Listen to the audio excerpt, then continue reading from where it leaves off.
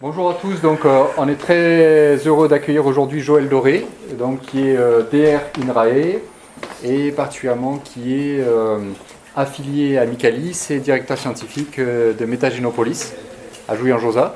Tout à fait. Et donc merci d'être venu aujourd'hui. Merci beaucoup Mathieu, c'est un grand plaisir en fait d'être avec vous à Marseille dans un lieu que je considère comme un lieu prestigieux de la médecine française. Alors je vais faire cette présentation sur le transfert de microbiote fécal comme innovation thérapeutique. Je ne vais pas parler que de transfert de microbiote fécal, mais quand même beaucoup. Mais je vais commencer par vous parler de microbiote en fait de façon plus générale et pour vous dire où on en est aujourd'hui sur sa caractérisation. Et je commence par cette déclaration de lien d'intérêt. Donc j'appartiens effectivement à INRAE, qui est un institut de recherche appliqué, et on travaille beaucoup avec du partenariat industriel, agroalimentaire et pharma, de façon à peu près équilibrée en fait depuis 2010 environ. J'ai participé à la coordination de ce bouquin, le microbiote intestinal, qui a été publié en 2017 avec un accompagnement financier de Biocodex et un éditeur John Libet. Et puis également, et c'est important parce que ça va se rattacher à ce que je vais raconter, je suis conseil scientifique et cofondateur de la société MadPharma et également plus récemment des sociétés Novobiome et GMT. Je pourrais en parler un peu plus s'il y a des questions. Mais MadPharma, aujourd'hui, en France et en Europe, conditionne des contenus intestinaux humains pour le transfert de microbiote fécal. Voilà. Mon unité Métagénopolis donc, est un démonstrateur pré-industriel financé dans le cadre des investissements d'avenir et qui s'intéresse à mettre à disposition les outils et les résultats que l'on peut obtenir par la métagénomique. Et on a deux grands volets de travaux. Un volet qu'on appelle métagénomique quantitative, qui est basé sur le séquençage massif de l'information génétique contenue dans des échantillons intestinaux humains notamment. Et puis un volet qu'on appelle métagénomique fonctionnelle, qui s'intéresse à l'interrelation entre les microbes intestinaux et les cellules humaines, les tissus, les organes, et qui développe des outils de criblage fonctionnel assez sophistiqués. Puis on a une plateforme d'informatique, bioinformatique et biostatistique, la data science étant assez importante dans notre domaine, et une plateforme qu'on appelle Sambo, qui est une plateforme sur le biobanking, la collecte d'échantillons et les standards du pré-analytique. Et on est également avec ICAN, l'Institut Cardiométabolisme et Nutrition, qui nous accompagne sur la partie relation avec la clinique, et l'Université catholique de Lyon, avec la chaire de bioéthique, en fait, sur les aspects éthiques et société. Voilà, alors je vais commencer par ça. On est humain et on est microbien, et chacun de nous interagit en permanence avec 50 000 milliards de bactéries, c'est autant qu'on a de cellules humaines dans le corps humain, et bien d'autres micro-organismes encore, des champignons, des levures, des phages, des virus, des archées et des protistes. Ils sont présents sur la peau et à toutes les interfaces mucosales de l'organisme, donc c'est la sphère orale et respiratoire, c'est la sphère urogénitale et bien sûr la sphère intestinale, où on a la plus grande densité et diversité de micro-organismes. Et on devient microbien à partir du moment même de la naissance, qui est une rencontre assez unique avec le monde microbien en réalité, et on va dans les premiers moments de la vie, en même temps, maturer notre tube digestif, nos défenses naturelles, et développer notre microbiote intestinal qui atteindra les niveaux de richesse et diversité et de complexité de l'adulte après plusieurs années en réalité. On disait couramment 3 ans, et en fait on sait aujourd'hui qu'à 5 ans, on n'a pas encore tout à fait atteint ce niveau de complexité. Et cette co-maturation, ça conduit à une situation unique où le microbiote dominant de l'intestin est reconnu comme une part intégrante du soi par le système immunitaire.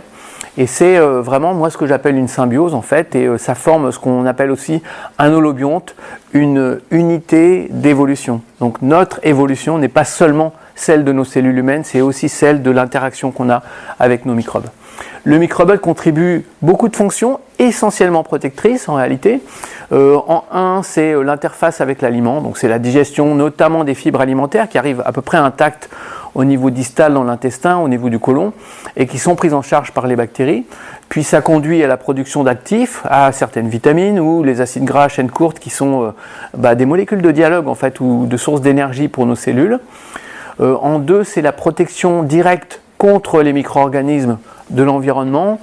On parle parfois de prévention de la colonisation. On pense quand on dit ça pathogène, mais en réalité, les microbes ne sont pas finalistes, hein, donc eux développent des outils pour leur propre écologie qui font que, effectivement, ça va maintenir à distance, en termes de niveau de population, des bactéries pathogènes dans l'intestin. En 3, 4 et 5, c'est la relation avec l'hôte. Donc en 3, c'est la stimulation de la barrière intestinale. C'est cette monocouche de cellules humaines qui sépare le contenu de l'intestin et la voie sanguine. Et le microbiote va lui parler en termes de prolifération, différenciation cellulaire, production de mucus, en termes de quantité et de qualité. Et puis en 4, c'est la stimulation du système immunitaire. C'est un dialogue permanent. Donc c'est de l'éducation au début de la vie, et puis ensuite c'est une stimulation permanente, et c'est la promotion de l'homéostasie, c'est-à-dire l'aptitude du système immunitaire à réagir dans tous les sens nécessaires. Ça peut être plutôt régulateur, ou ça peut être plutôt pro-inflammatoire quand il faut se débarrasser d'agression. Et en 5, stimulation vers tous les organes, en fait, tous les tissus, tous les organes. Et on a depuis 35 ans presque, parlé de dysbiose, en pensant qu'on parlait d'une altération du microbiote intestinal. Aujourd'hui, je préfère parler d'altération de la symbiose, c'est-à-dire de la relation entre le microbiote et l'humain. Et quand il y a altération de symbiose, il y a perte de fonction. Alors vous connaissez très bien en fait celle qui concerne la barrière antimicrobienne, et notamment le fait qu'associé à une prise d'antibiotiques, il peut y avoir perturbation du microbiote intestinal au point que des pathogènes peuvent prendre le dessus et s'implanter de façon chronique. Alors je vais commencer par ce volet sur les leçons qu'on a pu tirer de la métagénomique, et quand je parle de métagénomique, et c'est un peu un défaut, je parle de ça. C'est-à-dire, on a pendant longtemps utilisé un gène marqueur des microbes ou de l'évolution en fait sur la planète, qui est le gène qui code pour l'ARN de la petite sous-unité du ribosome. C'est génial parce que toutes les cellules humaines, sur la planète, elles ont des ribosomes et elles ont une molécule analogue à l'ARN ribosomal 16S des bactéries. Et donc on peut positionner dans la phylogénie du vivant n'importe quel organisme dont on peut extraire et séquencer cette molécule. Et puis au tournant du siècle, à peu près autour de 2001, on s'est mis à caractériser l'écosystème intestinal par séquençage complet des génomes, de toute l'information génétique à disposition en réalité. Donc c'est ce que moi j'appelle la métagénomique. Ça passe par du séquençage massif et de la data science un peu particulière encore aujourd'hui pour arriver à en extraire l'information. Et donc je vais essayer en quelques diapos de vous donner une idée de ce que ça nous a appris. Mais c'était vraiment, au plan technologique, une révolution complète. En fait, on était capable d'extraire l'information génétique et puis d'utiliser des outils classiques de séquençage massif. Comme on a séquencé le génome humain, là on séquençait le paquet de génomes microbiens présents dans un contenu intestinal. On pouvait parfois assembler et annoter assez bien ces génomes et construire un catalogue de référence. Ça a été notre outil de base en fait. Et la première publication tournante pour nous, c'est 2010, où on décrit les premiers 300 individus à peu près caractérisés. Et ça a conduit à cette construction de catalogue de référence. Donc c'est tous les gènes qu'on peut trouver dans les métagénomes intestinaux de centaines d'individus. Et puis on a décrit des espèces métagénomiques au sens où à partir des gènes on a été capable de rassembler les gènes qui sont très proches en termes d'abondance dans un écosystème, puis un autre, puis un autre, puis un autre, si bien qu'on peut suspecter qu'ils appartiennent au même génome, et on a pu reconstruire des génomes comme ça de micro-organismes, y compris des micro-organismes pour lesquels on n'a pas de souches en collection de souches à disposition en fait. Donc c'est du de novo. Et puis on a caractérisé des catalogues d'animaux. À l'INRA on bosse pas mal sur les animaux de l'élevage évidemment. Et donc on a documenté ça. Et puis on a documenté l'organisation écologique de l'écosystème intestinal. C'est la surprise numéro 1 que je vous réserve pour la diapo d'après. On a décrit ce qu'on a appelé les entérotypes. Et puis on a pu connecter ça avec le métabolome également, les métabolites produits de façon globale et la nutrition. Et puis on avait déjà documenté auparavant ce qu'on avait appelé dysbiose en pensant altération du microbiote. On a documenté ça un petit peu plus et un petit peu mieux. Ça conduit à rechercher des signatures diagnostiques ou prédictives dans les maladies inflammatoires, dans le cancer colorectal, l'obésité, le diabète de type 2, la cirrhose du foie ou la thérapie du cancer. Et puis on a montré que le compte en gènes est vraiment un paramètre important même s'il est global, de la relation entre le microbiote, l'humain et notamment autour de la santé. Et puis on a aussi travaillé, notamment avec des modèles animaux germ-free ou gnotobiotiques, sur le lien potentiel de causalité entre l'altération du microbiote et la présentation d'une indication clinique particulière. Donc ça a été dans les maladies inflammatoires, la NASH, la cirrhose et puis la dépression par exemple dans les exemples que je donne ici. Alors parmi les observations qu'on a pu faire, on a confirmé le fait que le microbiote intestinal humain a une incroyable diversité et richesse et qu'il y a des variabilités entre individus qui sont massives en fait. Donc ce que représente à gauche ici cette illustration, c'est une liste de taxons bactériens au niveau de l'espèce et le box plot c'est la distribution. Et on voit bien que c'est en log en fait, entre des individus différents, on a une variabilité qui est parfois qui s'étale sur 3 ou 4 logs de différence, d'écart. Donc, très diverses et très variables d'un individu à l'autre. Et puis on a eu suffisamment d'individus pour commencer à rechercher ce qui était vraiment très conservé.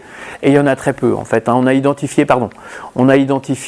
18 espèces sur plusieurs centaines d'individus qui sont pratiquement systématiquement retrouvés en fait. Plus de 98% des individus. 18 espèces sur des métagénomes qui en contiennent en moyenne à peu près 300 par individu. Donc très peu, et en même temps numériquement ou quantitativement, elles sont assez importantes en fait. Elles représentent une large fraction des populations microbiennes qu'on héberge.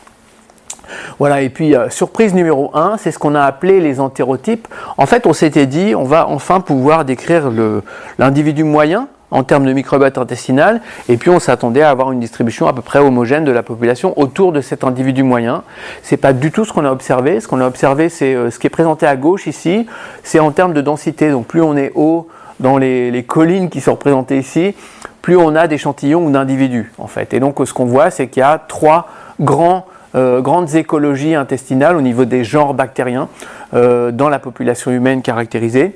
Ça a été confirmé depuis chez plein d'individus, ça a été confirmé chez des primates non humains et également dans différents animaux. Et on avait à cette observation-là en 2011 un entérotype dominé par le genre Bacteroides, un autre par le genre Ruminococcus et un autre par le genre Prevotella. Et des collègues américains qui travaillaient là-dessus à cette époque ont pu dire qu'il y a une relation aux États-Unis entre les habitudes alimentaires au long cours et l'appartenance aux différents entérotypes, même si, comme l'illustre cette représentation, c'est un continuum en réalité. Ce n'est pas des cassures très très drastiques. On peut passer d'un entérotype à un autre sous contrainte médicamenteuse ou alimentaire par exemple. Et puis ça a été revisité il n'y a pas très longtemps par Julien Tapp, un collègue qui a publié donc l'année dernière dans Nature Communication une étude portant sur 35 000 métagénomes intestinaux humains. Et ce qu'il nous dit, c'est un peu plus compliqué que ce qu'on avait pensé en réalité. Donc il décrit des entérobranches avec 5 branches globales et 24 états locaux. Et en gros, ce que l'on sait, c'est que le microbiote va s'orienter sur une écologie particulière et au sein de cette écologie, potentiellement sur des états stables, locaux et potentiellement même de plus en plus, à mesure que l'on bouge sur les branches, aller vers un potentiel association avec un risque d'association avec une pathologie par exemple ou un risque en termes de santé. Et puis surprise numéro 2, de la même façon on s'était dit tiens en termes de richesse du microbiote intestinal, donc un paramètre très simple, on peut mesurer la richesse en espèces, on peut mesurer la richesse en gènes en fait, le séquençage métagénomique, la première chose qu'il nous donne c'est la richesse en gènes, on va avoir une courbe de Gauss classique avec la moyenne, la médiane et la distribution autour. En fait, c'est pas du tout ce qu'on a vu. On avait une courbe ici autour de 300 individus avec un épaulement à gauche. Et quand on sépare de cette population européenne les obèses et les non-obèses, en orange et en vert, on a de la bimodalité. Donc on a vraiment dans chaque groupe une fraction de population à microbiote pauvre, j'appelle ça ici de la possibiose, et une fraction de population à microbiote riche. Dans l'obésité légère ou le surpoids, c'est 25-30% du côté microbiote pauvre. Dans l'obésité sévère, avec des indices de masse corporelle de 40 ou 41, 42, on a 75% ici, 25% ici, donc c'est même associé à la sévérité de la maladie dans l'obésité. Et puis on est allé plus loin sur ce paramètre-là et on s'est rendu compte que c'est vraiment un marqueur intéressant en termes de santé. Donc on a montré que la possibiose, elle est associée à une altération métabolique et inflammatoire plus marquée dans le surpoids et l'obésité. Et puis surtout, elle est prédictive, c'est tout ce qui vient en dessous, elle est prédictive d'une non-réponse à une restriction calorique dans l'obésité. Je vais pouvoir dire au clinicien, ce patient-là, vous allez avoir du mal à lui faire perdre du poids, mais en plus à améliorer son inflammation, à améliorer ses paramètres du diabète, simplement par l'alimentation. Elle est prédictive d'une sévérité plus grande et d'une progression plus rapide dans les conditions de maladie du foie. Elle est prédictive d'une survie sans progression réduite sous immunothérapie dans le mélanome et le cancer du poumon. Elle est prédictive d'une survie réduite après une greffe de moelle osseuse dans le cancer du sang et prédictive d'un risque plus grand de développer une maladie du greffon contre l'autre après une greffe de moelle dans le cancer du sang là aussi. Et c'est prédictif, ça veut dire qu'on va pouvoir effectivement utiliser l'information dans le domaine médical potentiellement. Et puis je vais aller un tout petit peu plus loin, c'est peut-être la partie la plus ardue pour moi à faire passer, mais en fait on peut tout à fait concevoir que le microbiote normal, c'est un microbiote en interaction avec l'hôte, qui va jouer sur les paramètres, donc richesse et diversité du microbiote, mais aussi l'interface mucosale de l'intestin, le statut immunitaire, et puis la balance ou l'équilibre redox, le caractère réducteur ou oxydant du système. Et ces composantes-là, elles interagissent en fait à tous les niveaux. Quand tout va bien, on a un équilibre et on a de l'homéostasie. Et puis par contre, on sait que sous l'influence de différents paramètres, ça peut être une prédisposition génétique et ou la nutrition et ou des traitements comme les antibiotiques qui vont perturber, même si ce n'est pas leur destinée, le microbiote au niveau intestinal, et ou des xénobiotiques, des composés chimiques en fait de l'environnement ou de l'aliment. Il peut y avoir perturbation d'un ou l'autre de ces paramètres-là. Et je fais tourner un petit peu, pas de façon aléatoire, parce que ce que l'on a pu concevoir sur cette base-là, c'est qu'il peut y avoir, quel que soit le point de départ, des altérations de ces différents paramètres qui vont s'auto-entretenir, qui vont faire qu'un cercle vicieux s'installe et entretient l'altération durablement au cours du temps. Et je donnerai quelques exemples dans ma présentation. On a publié là-dessus le concept et le fait que sur l'animal, c'est Van der Hurt 2020, si on induit simplement de l'inflammation, on peut installer les animaux de laboratoire dans un état où même 40 jours après, ils sont encore altérés, donc ils ont encore de l'inflammation et un microbiote perturbé. Voilà, et puis je vais passer sur le deuxième grand volet de ma présentation, sur ce qu'on peut tirer comme information de la science du microbiote aujourd'hui, en découpant ça en trois. Le premier volet, c'est est-ce qu'on peut monitorer l'état du microbiote ou l'état de la symbiose. Puis on ira ensuite sur le terrain de la restauration du microbiote et de la symbiose, et enfin du reset avec le transfert de microbiote fécal comme outil. Et donc, alors aujourd'hui, on est dans cette situation où on sait caractériser le microbiote intestinal en extrayant l'information génétique d'un échantillon de selles humaines, et il y a des petites sociétés qui proposent ça à monsieur tout le monde, à qui veut en fait. Et donc c'est l'analyse du microbiote en réponse, selon moi, à une curiosité assez naturelle finalement de ce que j'appelle ici des clients. C'est ce que les anglo-saxons appellent direct to consumer, donc c'est vraiment le direct consommateur, alors sans utilité clinique. Et j'insiste un petit peu là-dessus parce que je vous parle en tant que médecin ou futur médecin, et en fait on peut tout à fait concevoir, parce que les outils sont là aujourd'hui, qu'un jour le médecin pourra prescrire l'analyse de la biologie classique, mais aussi en parallèle l'analyse du microbiote fécal. Ça devrait normalement passer par une structure telle qu'un laboratoire de biologie médicale qui peut assurer de façon standardisée la collecte d'échantillons, l'extraction de l'information génétique, la production de la séquence, qui font aujourd'hui couramment, et Covid a un petit peu aidé pour ça. Et puis ensuite, peut-être avoir un peu de soutien sur la partie analyse de données, parce que comme je l'ai évoqué, c'est pas complètement intuitif aujourd'hui. Pourquoi ? Pour analyser et intégrer le microbiote dans cette description, qui peut être la détection d'une symbiose altérée, le suivi de l'état de la symbiose au cours d'un traitement, ou l'intégration de l'état de la symbiose dans une prise en charge nutritionnelle ou clinique. Alors pour que ça existe, il faut que l'ensemble soit à disposition. C'est-à-dire qu'il faut que ce soit physiquement utilisable. Et on peut être critique sur le direct consommateur et sur le fait qu'il y a des petites sociétés qui vous fournissent, moyennant entre 200 et 350 euros, un beau rapport de 40 pages avec des belles images que vous pouvez emmener à votre médecin, mais le médecin ne pourra rien en faire parce que ce n'est pas standardisé justement. Donc du coup, on peut être critique par rapport à ça, mais il faut laisser s'installer ce pipeline pour qu'un jour ça puisse avancer.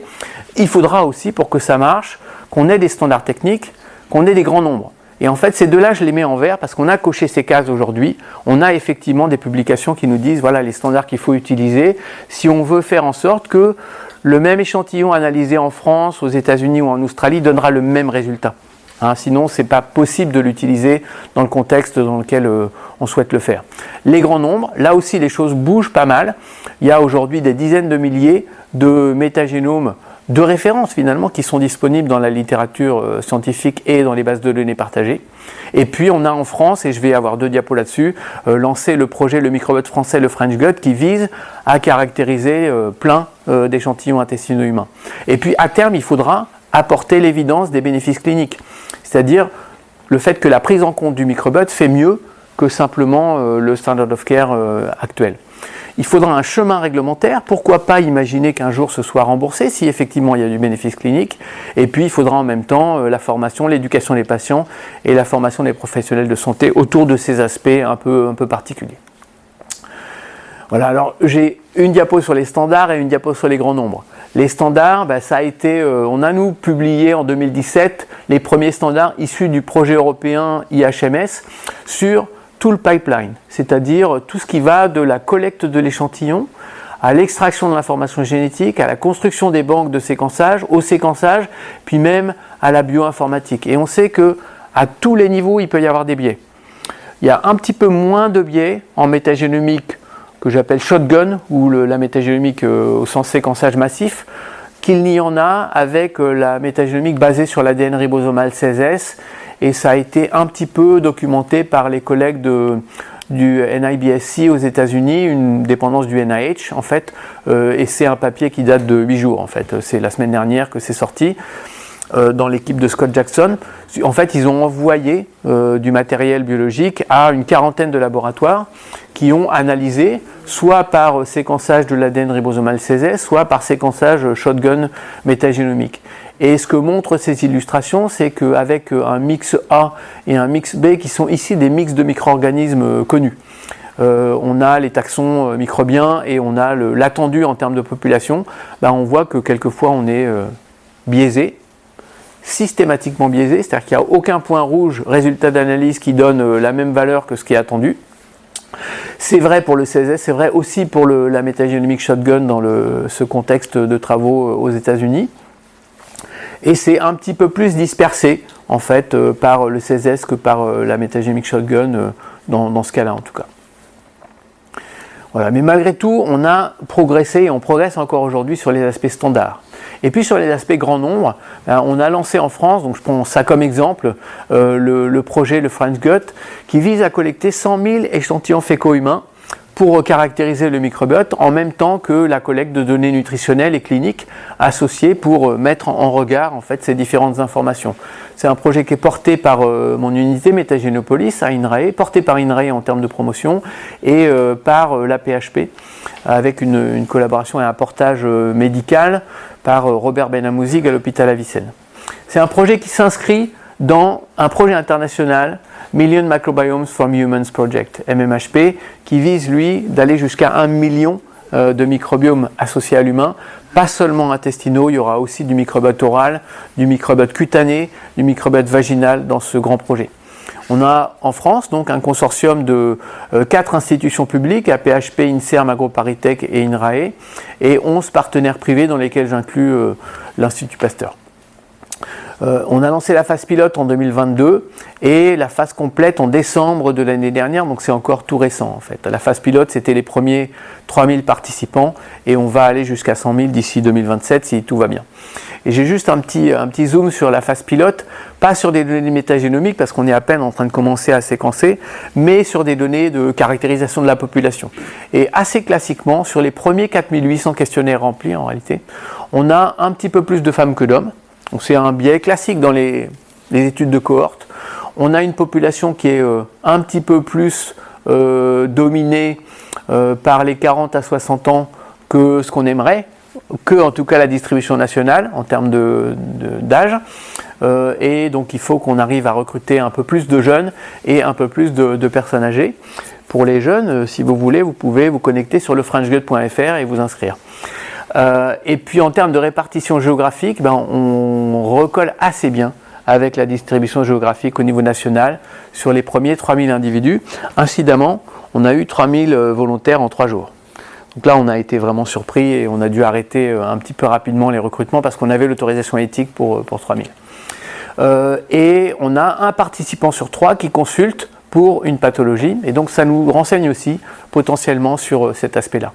On vise 100 000, on en est là, lancement à grande échelle décembre 2023, le site internet, mars 2024, on avait 30 000 comptes créés et questionnaires remplis, 14 700 volontaires avec les questionnaires remplis, presque 11 000 participants pour lesquels on avait reçu un échantillon conforme. Voilà, ça vous donne une idée de où on en est.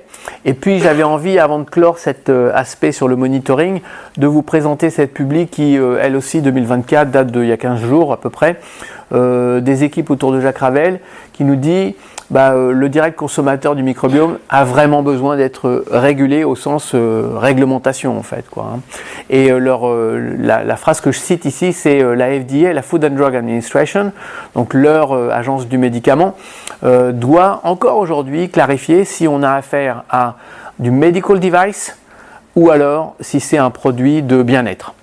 Et on a la même situation au niveau européen, c'est-à-dire que l'Europe n'a pas encore non plus statué sur soit ce choix, soit cette coexistence, parce qu'on peut tout à fait imaginer qu'on a des petites sociétés qui répondent à un besoin plutôt de curiosité, comme je l'évoquais tout à l'heure, ou de bien-être, et puis une structure un peu plus réglementée qui développe de l'IVD Medical Device. Voilà, je vais passer assez rapidement sur cette partie-là, qui est en gros ce qu'on peut en attendre en termes de restauration du microbiote intestinal. Il y aurait énormément à dire, mais je voulais quand même pouvoir zoomer sur le transfert de microbiote fécal, donc je vais juste donner un exemple. Et c'est un exemple qui s'appuie sur ce que je vous ai raconté, sur le cercle vicieux et le fait qu'on peut avoir une relation entre le microbiote et les paramètres de l'hôte, et notamment la perméabilité intestinale, l'inflammation, le stress oxydant, qui font que le système peut s'auto-entretenir. Et il y a un exemple de modèle animal qui est utilisé pour développer des médicaments, c'est le modèle animal qui est utilisé pour développer les antidépresseurs. Donc c'est des souris qui sont soumises à un stress chronique pendant 4 semaines et qui, à l'issue de ce stress chronique, sont mesurablement anxieuses et dépressives et qui vont rester dans cet état altéré en termes comportementaux pendant au moins 3 semaines. Et donc, du coup, le classique, c'est on teste un médicament par rapport à un placebo ou un contrôle, et 3 semaines après, on a corrigé l'altération comportementale. On a utilisé ce modèle-là parce qu'on pouvait poser l'hypothèse, sur la base des mesures qui en sont faites, qu'il y avait altération du microbiote et inflammation. Et donc, ce qu'on a proposé, c'est d'utiliser des actifs qui sont connus pour agir sur les différents leviers du cercle vicieux. Donc, ce qu'on a proposé, c'est la glutamine. C'est la glutamine, donc un acide aminé qui va jouer sur la barrière intestinale, une source vraiment de renforcement de la barrière. La curcumine, un polyphénol, qui va jouer sur le stress oxydant mais qui est aussi anti-inflammatoire. Et un probiotique, Lactobacillus rhamnosus GG, qui agit, grosse littérature scientifique, à peu près partout. C'est un des rares probiotiques recommandés par l'Organisation mondiale de gastroentérologie en association à la prise d'antibiotiques parce qu'il va augmenter la résistance et la résilience du microbiote intestinal. Et il est incidemment également producteur de GABA, donc un précurseur de la sérotonine au niveau du cerveau. Et ce qu'on a montré, c'est que sur ce modèle animal, quand on induit, on mesure ici le temps passé dans la zone centrale ce qu'on appelle open field. C'est une mesure de l'absence d'anxiété en fait. Plus on passe de temps dans la zone centrale, quand on est un rat ou une souris, moins on est anxieux. On voit que le conditionnement va rendre les animaux anxieux, ils passent moins de temps dans la zone centrale et on les met sous clomipramine pendant 3 semaines et on corrige complètement cet aspect-là. Nous, on a testé glutamine, curcumine, lactobacillus rhamnosus GG, 1 par 1, 2 par 2, les 3 ensemble. Et en fait, on a pu montrer que si 1 par 1, quelquefois, ça agit pas mal quand même, quand on met les 3 ensemble, on fait aussi bien qu'un médicament antidépresseur, avec 3 actifs alimentaires. Et donc, le message que j'ai envie de faire passer par ça, c'est il peut y avoir, quand il y a une altération durable du système, un cercle vicieux, et casser le cercle vicieux, ça peut exiger d'agir un petit peu partout, en fait, sur les différents leviers du cercle vicieux en question. Donc là, ce qu'on montre, c'est qu'on a un effet synergique d'une combinaison d'actifs alimentaires comparable à un antidépresseur, et ce travail-là, aujourd'hui, il est prolongé par un essai clinique, PROMOOD, qui est porté par la Fondation fondamentale et une série de CHU en France.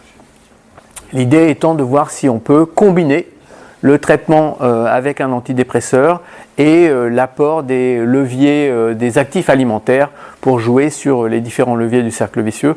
On ne va pas remplacer le médicament en l'occurrence, mais simplement faire un add-on. Et puis je passe enfin au reset du microbiome et de la symbiose avec le transfert de microbiote fécal. Alors vous avez entendu, moi je parle de transfert tout le temps et je vais revenir un petit peu, mais j'aime pas trop quand on parle de transplantation et je vais vous dire pourquoi. Transfert de microbiote fécal ou microbiothérapie par écosystème complet. L'objectif, j'emprunte cette diapositive à Arisocol, c'est assez simplement de déplacer un microbiote altéré en dysbiose par un microbiote normal qui vient la plupart du temps d'un donneur en bonne santé en fait. C'est une approche qui vise à restaurer la symbiose fonctionnelle entre l'hôte et ses microbes, pas juste déplacer cet écosystème en fait, et de restaurer des fonctions qui ont pu être perdues à cause de l'installation de la dysbiose ou en parallèle avec une installation de dysbiose qui va l'entretenir. Et donc le tournant un petit peu en termes de publication, c'est ce travail publié par Van Noot en 2013 dans le New England qui montrait que le transfert de microbiote fécal est une option incroyablement efficace par rapport au standard of care de l'époque qui était le dernier recours vancomycine.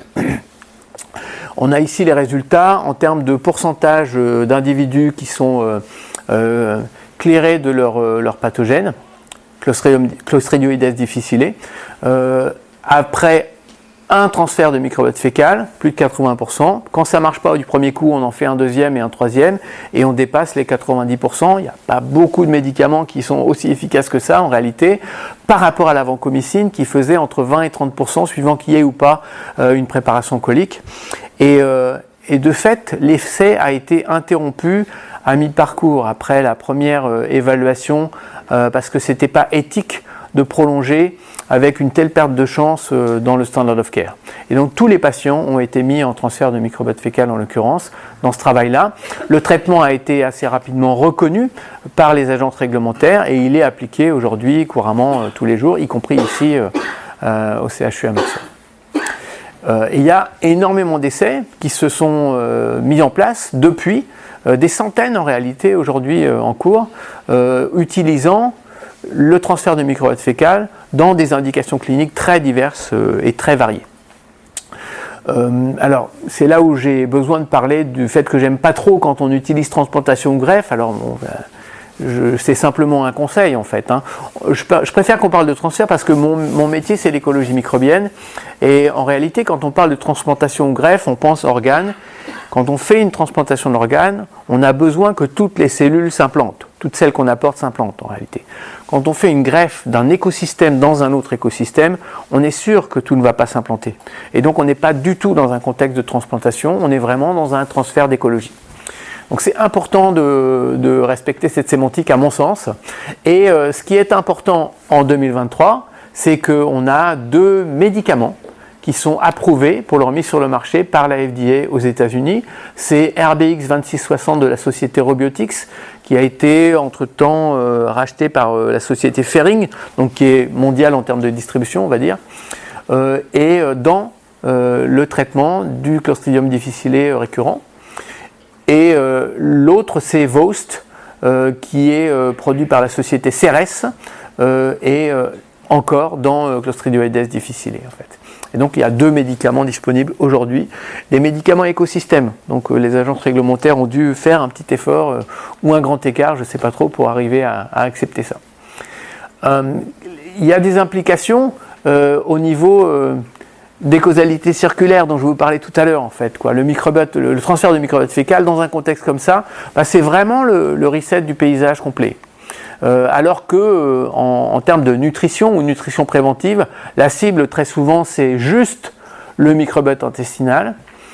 Dans la médecine, la plupart du temps la cible c'est juste les symptômes et le symptôme majeur qu'on va mesurer c'est l'inflammation. Donc d'où les corticoïdes ou les immunosuppresseurs ou les biologiques dans les maladies inflammatoires de l'intestin par exemple.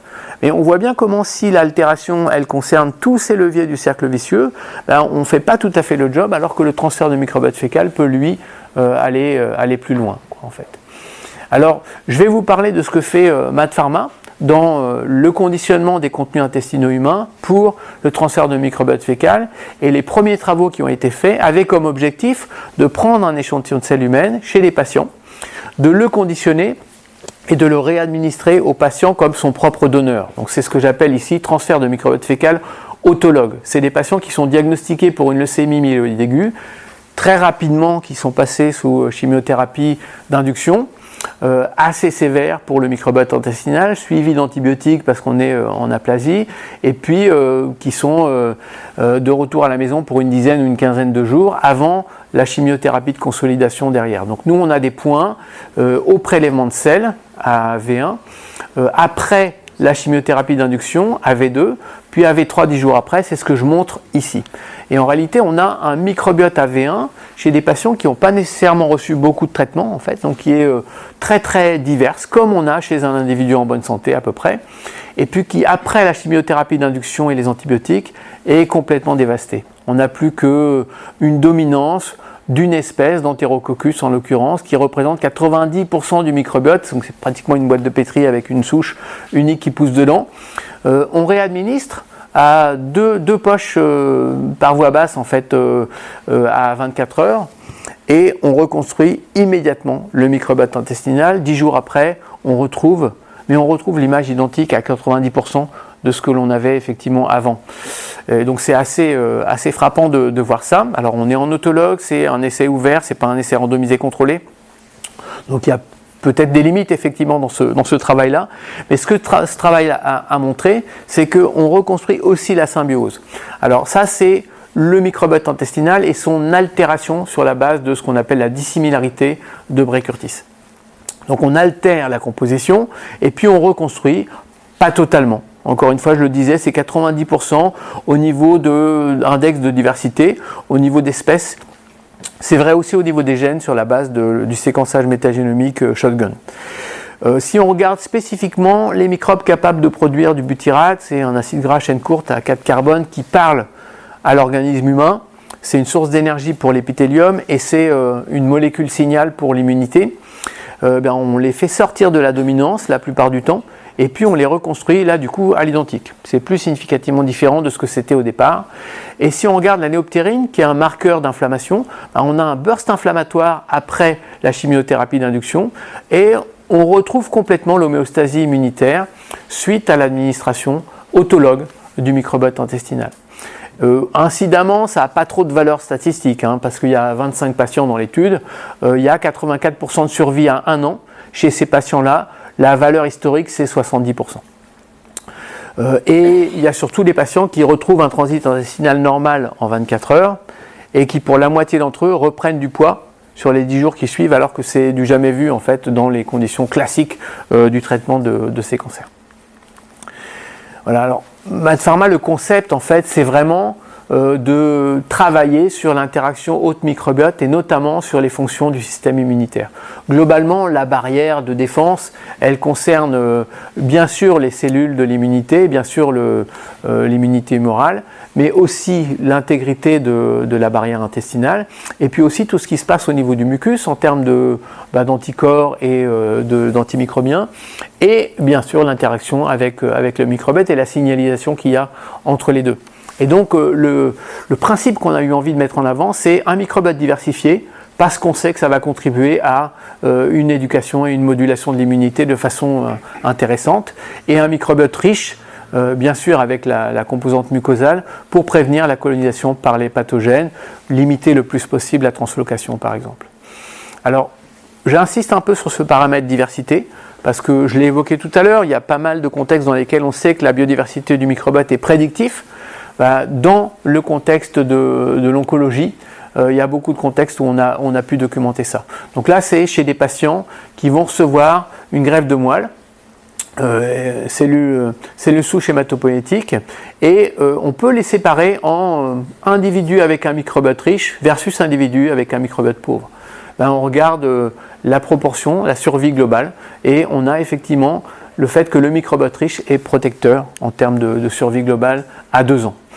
On regarde les individus qui ont, après une greffe de moelle osseuse, développé une maladie du greffon contre l'hôte aiguë, et on a la survie à jusqu'à 4 ans ici. On a une amélioration de 30% en termes de mortalité chez les individus qui ont un microbiote riche en baseline par rapport aux individus qui ont un microbiote pauvre. Et puis ce qui est présenté à droite ici, c'est dans le cancer solide, c'est en mélanome, l'impact que peut avoir le microbiote sur l'efficacité de réponse à des immune checkpoint inhibiteurs. Et là encore, les individus à microbiote riche ont une efficacité de réponse bien meilleure, c'est de l'ordre de 20% d'amélioration. Tout ça est documenté scientifiquement et ça questionne sur le fait qu'il faut avoir cette richesse du microbiote pour être dans des conditions plus favorables. Et donc ça a conduit à ce genre de stratégie. Ça vous donne la photographie globale de MaaT Pharma aujourd'hui. Et le pooling a été un choix en fait vraiment marqué. C'est-à-dire on va prendre le microbiote de plusieurs individus en bonne santé comme donneurs et on va faire un pool qu'on appelle MaaT13 quand il s'agit de poches pour administration par voie basse et qu'on appelle MaaT33 quand il s'agit de capsules. C'est la même chose mais lyophilisée et encapsulée pour administration orale. Les pools, c'est une maximisation de la richesse, je vais l'illustrer, c'est une standardisation aussi en termes de composition. Il y a plus de 450 OTU, unités taxonomiques opérationnelles ou espèces différentes dans ces échantillons. Et puis aujourd'hui, MaaT Pharma évolue vers non plus les préparations issues de donneurs, mais les préparations issues de fermentation en fermenteur. Donc on peut entretenir en fait du microbiote intestinal dans des fermenteurs et produire ce qui est l'issue de la fermentation, de la multiplication par fermentation du microbiote intestinal humain. Donc ça donne une indépendance vis-à-vis du donneur. On peut même imaginer à terme aller sur de la customisation du microbiote intestinal pour l'orienter vers la dominance de certains micro-organismes dont on sait que les effets bénéfiques sont attendus dans telle ou telle indication clinique. Et puis MaaT Pharma a l'année dernière inauguré une usine qui est dédiée à la production de ces médicaments en fait. Et avec la possibilité de traiter 10 000 patients par an avec ces préparations. Alors j'ai quelques diapos sur cette publication qui est sortie la semaine dernière de Julie Régnier et Nathalie Corvaia et qui simplement documente la comparaison entre le microbiote pool issus de plusieurs donneurs versus les donneurs individuels qui permettent de produire un pool. Ce que montre ce travail, c'est que quand on fait du pooling, eh bien, on a au résultat un microbiote qui est plus homogène, qui est plus divers et qui est enrichi en bactéries bénéfiques de façon beaucoup plus standardisée par rapport à tout ce qu'on peut avoir en donneur unique. Le produit poolé va décroître l'impact en termes de pathogénicité de salmonelle ou de Clostridium difficile dans un modèle souris. Avec le pool particulièrement par rapport à ce que l'on voit avec les donneurs uniques. Et puis à la fois in vivo et in vitro, les résultats démontrent qu'il y a une réduction de l'hétérogénéité en termes d'efficacité de ce qu'on a avec des donneurs uniques par rapport à ce qu'on obtient avec le pool. Alors je l'illustre en quelques diapos. En gros, ça c'est la similarité en termes d'index de Bray-Curtis. Donc quand on prend une large population de donneurs et d'échantillons intestinaux humains, on a énormément de variabilité. Un, c'est 100% de similarité, bon, ça ne se trouve pas, mais par contre, on a des points qui sont très similaires, et en général, ça correspond à la même selle d'un individu, donc plusieurs échantillons d'un même individu, et par contre, en gros, c'est moins de 50% de similarité entre humains dans une population hétérogène. Quand on pool, on augmente largement la similarité entre les poules, donc entre ces différents produits candidats médicaments, et on augmente aussi globalement la richesse. Je vais l'illustrer dans la diapo qui suit. Et puis ce qui est présenté ici, c'est une analyse en coordonnées principales où c'est la distance entre les points qui est le marqueur de la similarité dans ce cas-là. Et on voit qu'en rouge, les points des donneurs individuels sont très dispersés dans ce paysage, et en bleu, les poules, donc les candidats médicaments basés sur l'assemblage de microbiotes d'individus de plusieurs donneurs, sont plus similaires. Ils se rapprochent du centroïde de la distribution en réalité. Donc le pooling a cette efficacité de réduction de l'hétérogénéité.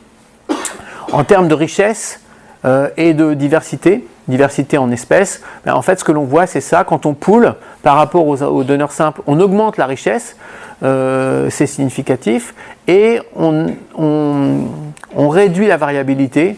Donc c'est significatif aussi en termes d'index Shannon, qui est un index de la diversité de l'écosystème, en termes de nombre d'espèces observées, mais aussi leur distribution.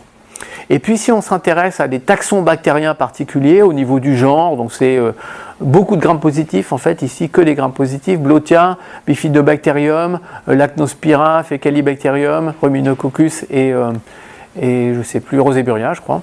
Ce que l'on voit, c'est à peu près la même chose. Ça ne va pas nécessairement doper leur pourcentage, mais par contre, ça va normaliser un petit peu leur abondance relative dans le candidat médicament. Le premier travail qui a été fait, c'est un travail sur la capacité in vitro à limiter la prolifération de pathogènes. Donc ça a été testé sur Clostridium difficile, sur Enterococcus faecium ou Klebsiella pneumoniae. Comparé à un antibiotique qui est différent suivant le pathogène en question. Et ce qui est montré, c'est qu'il n'y a pas nécessairement de différence par rapport à l'effet de l'antibiotique, mais par contre, quand on travaille sur les poules, on a une réponse qui est beaucoup plus homogène que ce que l'on a quand on travaille sur des écosystèmes individuels. Et donc, si l'on va sourcer plein de donneurs différents, des fois ça va être efficace, des fois ça ne sera pas efficace du tout. Donc encore une fois, le produit poulet est plus homogène en termes de réponse, en termes d'activité antimicrobienne. Et puis on passe sur animal. Donc là, le premier modèle souris, c'est celui qui est inoculé par Salmonella. Donc il y a un premier priming antibiotique vancomycine au jour -5, jour -4. Puis ensuite, il y a une microbiothérapie qui commence à J-1 et l'inoculation du pathogène à J0. C'est suivi pendant 5 jours. Et ce que l'on montre, c'est que le pool qui est en violet ici par rapport au contrôle en rouge n'a pas d'effet sur le portage de Salmonella au niveau des fesses ou des pellettes fécales de souris. Pas d'impact sur le niveau de population. Par contre, on a un impact sur la perte de poids. Donc on perd beaucoup moins de poids chez les animaux qui ont reçu le pool par rapport aux animaux qui ont reçu les issues de donneurs individuels. C'est vrai aussi pour l'index d'activité de l'infection. Dans Clostridium difficile, ce qui est montré ici, c'est qu'on a un effet sur le clearing du pathogène. Le pool est ici. On a 5 donneurs individuels pour constituer ce pool. Et parmi les 5 donneurs individuels, on en a 2 qui sont comparables et qui sont significativement capables de faire une clairance du pathogène. Les 3 autres sont non répondeurs sur ce critère particulier.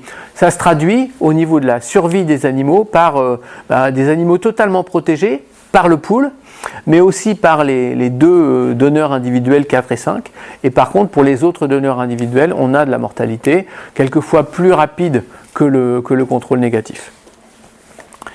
Et puis encore un élément, qu'est-ce qui se passe au niveau de la composition du microbiote intestinal ? Bien, on a une augmentation de richesse du microbiote intestinal chez les animaux receveurs qui est le plus marqué avec le pool par rapport à tous les donneurs individuels. C'est vrai pour les bactéries capables de produire du butyrate, ce qu'on appelle le butycore ici, même si les 2 échantillons individuels qui marchent bien en apportent aussi de façon marquée, significative. Et puis ce qui est représenté à droite ici, c'est ce qui se passe sur les animaux. Et sur les animaux, la plus grande fraction d'implantation, c'est ce qui est en orange. Ce qui est en orange, c'est des animaux chez lesquels on peut détecter en implantation des microbes qui sont issus de 2 donneurs ou plus.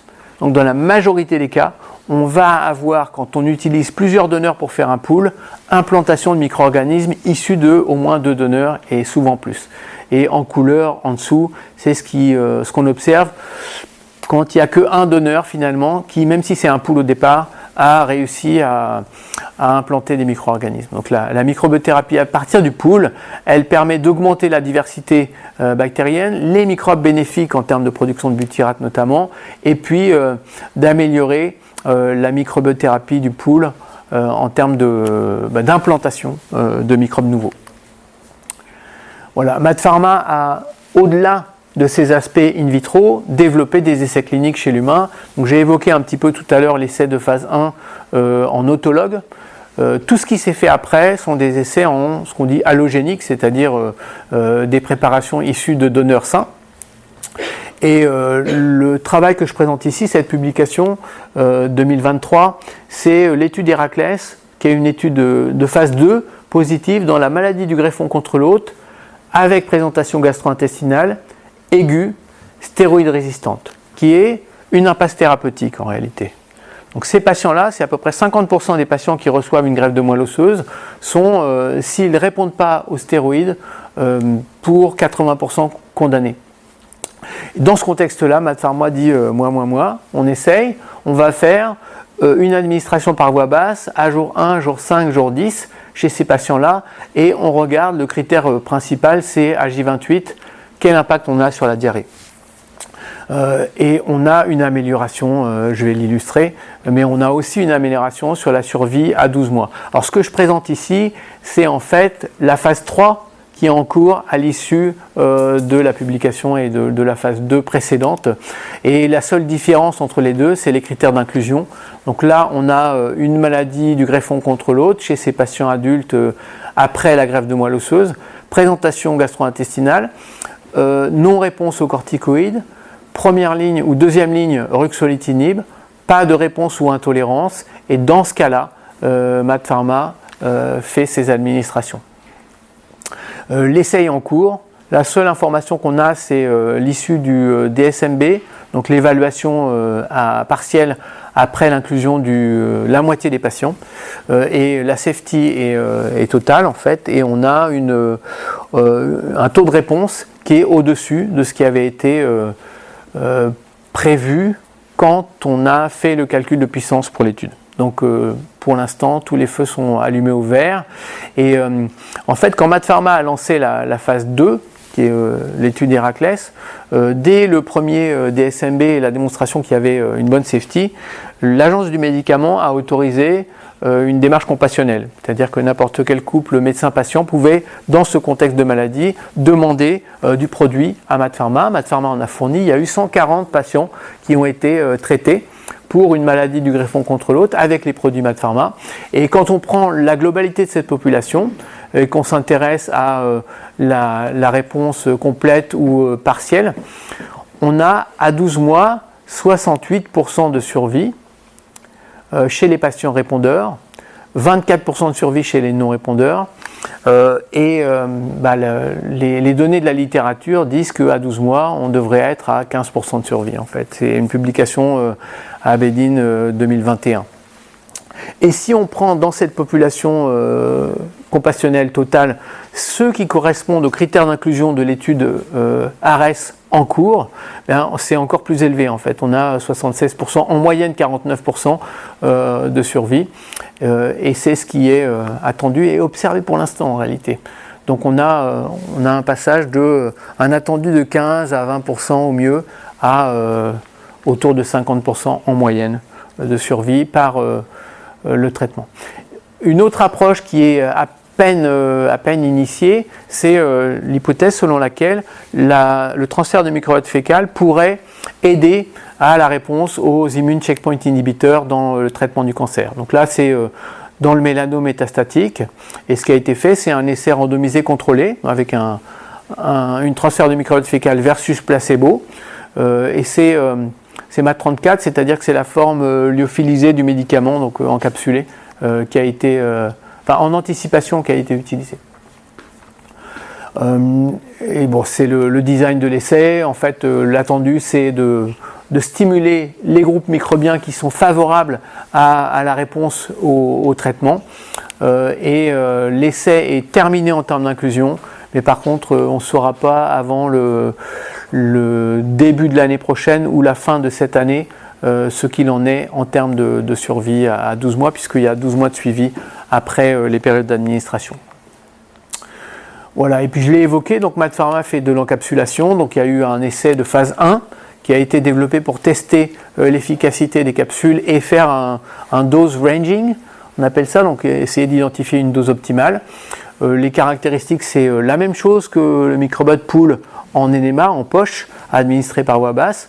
Grande richesse, grande diversité, écosystème complet, avec les micro-organismes capables de contribuer à la production de butyrate. Et c'est une administration orale, avec des capsules lyophilisées, la stabilité évaluée aujourd'hui et à 2 ans et demi à température ambiante des capsules. Et puis on continue à évaluer la stabilité à plus long terme. Et on a une phase 2B en cours dans Phébus. C'est la même chose que ce que j'ai montré au début, c'est les patients qui vont, après les chimiothérapies, passer en greffe de moelle osseuse en fait, et pour lesquels l'espoir c'est effectivement d'améliorer la réponse à la greffe de moelle en termes de prévention des effets secondaires et de la mortalité. Et puis on a une phase 1B qui vient de se terminer en termes d'inclusion dans la maladie de Charcot. Donc s'il y a des questions, je pourrais en parler un petit peu. Et pour finir, donc aujourd'hui MaaT Pharma a construit son usine. L'objectif c'est vraiment de développer du médicament, de produire du médicament. Donc le premier dont j'ai parlé c'est MaaT13 et les poches. En fait ils produisent ou pensent pouvoir produire 9000 poches par an. Les capsules, 1 300 000 capsules par an pour à la fois les essais cliniques mais éventuellement des demandes de compassionnels. Et puis MaaT3X c'est la production par fermentation. Donc là ça va commencer à peu près 300 000 cette année. Essentiellement pour de l'essai clinique parce que là on est loin encore des phases 2 et 3. Et voilà, je vais en rester là. Quelques messages pour conclure. On est microbien. La science du microbiome documente aujourd'hui cette nouvelle frontière qui est celle de l'humain microbien avec tous les potentiels, caractérisations du microbiote et l'utilité que ça pourrait avoir dans la médecine. Le microbiote est personnel et pour un individu donné remarquablement stable en fait, sauf traitement ou changement drastique d'alimentation par exemple. Donc c'est de ce point de vue-là une source de biomarqueurs. Le microbiote peut fournir des signatures de risque, des signatures de maladie, d'aggravation ou de réponse ou non-réponse à des traitements ou de l'alimentation. La prévention devrait cibler la maintenance de la symbiose et donc de la relation entre l'hôte et ses microbes, et la microbiothérapie peut cibler la restauration des fonctions perdues à travers la restauration ou le reset complet par FMT, par TMF de la symbiose hôte-microbiote. Le transfert de microbiote fécal est prometteur. Alors on sait que c'est un traitement qui marche très très bien dans l'infection à Clostridium difficile et comme add-on ou comme thérapie de maintenance dans des conditions plus sévères encore, ou plus sévères, ou sévères du moins, et ou dans des impasses thérapeutiques. Voilà, merci de votre attention.